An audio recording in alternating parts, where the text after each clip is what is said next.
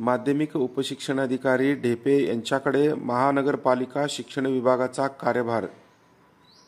सोलापूर महानगरपालिका प्राथमिक शिक्षण मंडळाच्या प्रशासन अधिकारी पदाचा अतिरिक्त कार्यभार जिल्हा परिषद माध्यमिक शिक्षण विभागाचे उपशिक्षणाधिकारी विठ्ठल ढेपे यांच्याकडे सोपवण्यात आला आहे। पुणे विभागाचे शिक्षण उपसंचालक गणपत मोरे यांनी याबाबतचे आदेश काढले आहेत। ते बुधवारी सकाळी पदभार घेणार आहेत। महानगरपालिका प्राथमिक शिक्षण मंडळाचे प्रशासन अधिकारी संजय जावीर यांची मागील वर्षी पदोन्नतीवर मुंबई येथे बदली झाली आहे।